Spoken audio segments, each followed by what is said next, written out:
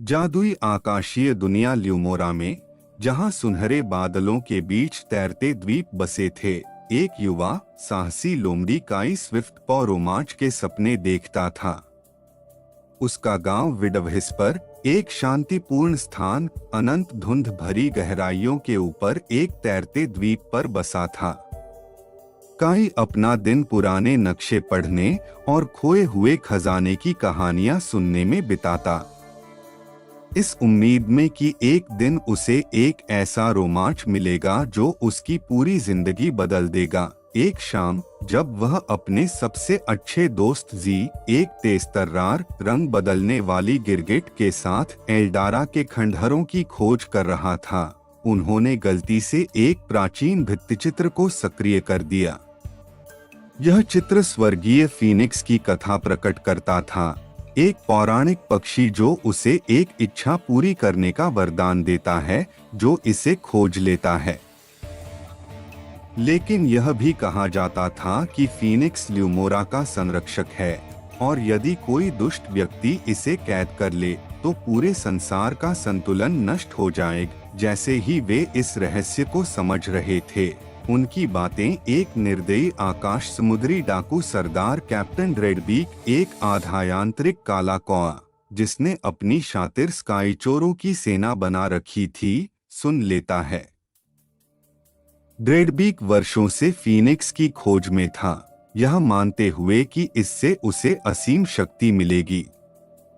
अब जब उसे पता चलता है कि काई के पास इसका सुराग है, तो वह उसे पकड़ने के लिए अपने जहाजों का रुख उसकी ओर कर देता है। काई और जी किसी तरह खंडहरों से भाग निकलते हैं और उनकी मदद के लिए आती हैं लायरा स्टॉर्मफेदर, एक बहादुर योद्धा उल्लू और स्काई गार्डियंस की पूर्व सदस्य, जो कभी फीनिक्स की रक्षा के लिए शपथ ले चुके थे।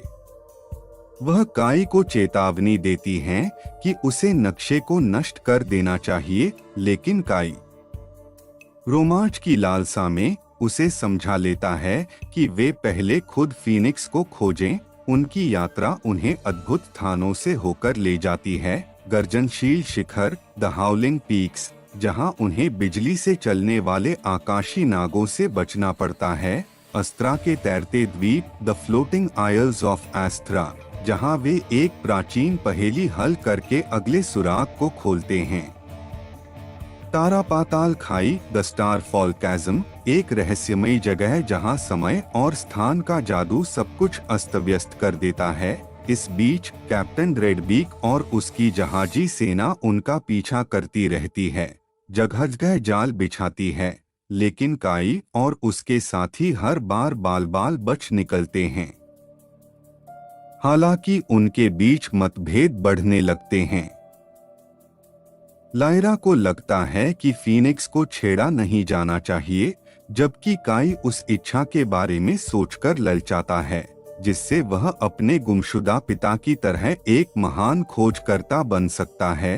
एक दिन एक गर्मागर्म बहस के बाद काई गुस्से में अकेला निकल पड़ता है, लेकिन उसे जल्द ही ड्रेडबीक पकड़ लेता है और धोखे से उससे डॉनस्पायर, आकाश के किनारे स्थित एक पौराणिक मंदिर जहां फीनिक्स छिपा हुआ था का रहस्य उगलवा लेता है।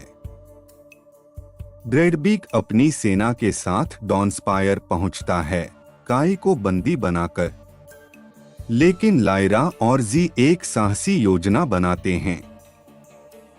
वे समुद्री डाकुओं के जहाज में घुसकर तबाही मचा देते हैं। इसी बीच स्वर्गीय फीनिक्स, एक विशाल चमकता हुआ पक्षी जो तारों और अग्नि से बना था, अपने शाश्वत नींद से जागता है। ड्रेडबीक, एक डार्क चेन रिलिक, एक शापित वस्तु जिसका उपयोग वह फीनिक्स की शक्ति को अवशोषित करने के लिए करता है, का उपयोग करके उसे पकड़ने की कोशिश करता है। जैसे ही फीनिक्स कमजोर पड़ता है, ल्यूमोरा का आकाश डगमगाने लगता है और पूरा संसार गहरे अंधकार में गिरने लगता है।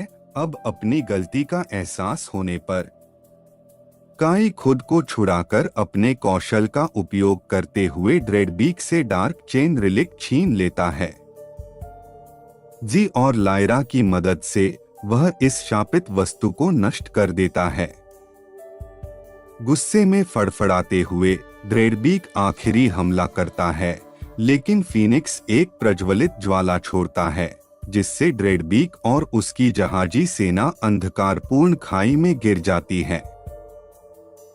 जैसे ही फीनिक्स वापस अपनी नींद में जाने लगता है, वह काई को एक इच्छा मांगने का मौका देता है, लेकिन अपनी स्वार्थी इच्छाओं को छोड़कर काई ल्यूमोरा की सुरक्षा और संतुलन की प्रार्थना करता है।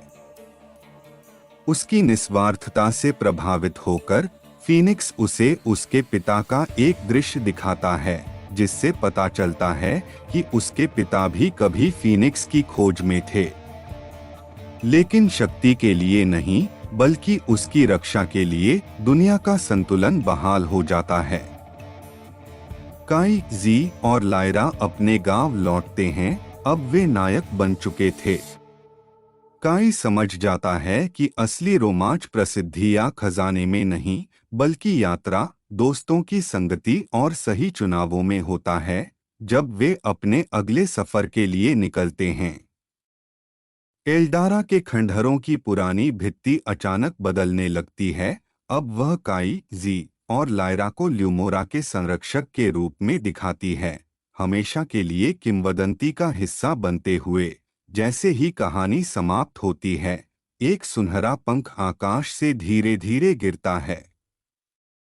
यह संकेत देता हुआ कि फीनिक्स अभी भी उन्हें देख रहा है।